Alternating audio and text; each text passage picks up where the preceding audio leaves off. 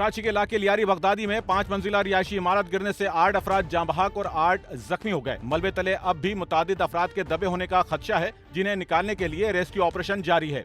Governor और वजीर आला सिंध का वाक़े पर नोटिस। वजीर बल्दियात ने इमारत गिरने की तहकीकात के लिए आला सतही कमेटी कायम कर दी। कमेटी 3 दिन के अंदर अंदर अपनी जिम्मेदारियों से कोताही बरतने वाले अफसरान की निशानदही करके रिपोर्ट पेश करेगी। कराची में 5 मंजिला इमारत मलबे का ढेर बन गई। बगदादी में वाक़े 5 मंजिला खस्ता हाल रिहायशी इमारत अचानक जमीनबोस होने से दर्जनों अफराद मलबे तले दब गए। रेस्क्यू हुक्काम के मुताबिक मुतासरा इमारत में 6 खानदान रिहाइश पजीर थे। अब भी 20 से 25 अफराद के दबे होने का खदशा है। मुकामी अफराद रेस्क्यू एहलकारों की मदद से अपने प्यारों की तलाश में मसरूफ हैं। मुतासरा इमारत के बराबर वाली 7 मंजिला इमारत का जीना जमीनबोस हो चुका है। इसके साथ दीगर करीबी इमारतों को भी नुकसान पहुंचा है। इमारतों में फंसे अफराद को स्नार्कल और हैवी मशीनरी की मदद से निकाला गया। गवर्नर और वजीर आला सिंध ने वाक़े पर नोटिस, गफलत बरतने वालों के खिलाफ कार्रवाई का ऐलान किया है। वजीर बल्दियात सिंध सईद गनी ने भी आला सतह की तहकीकाती कमेटी कायम कर दी है। कहा है कमेटी 3 रोज में रिपोर्ट पेश करेगी और जिम्मेदारियों में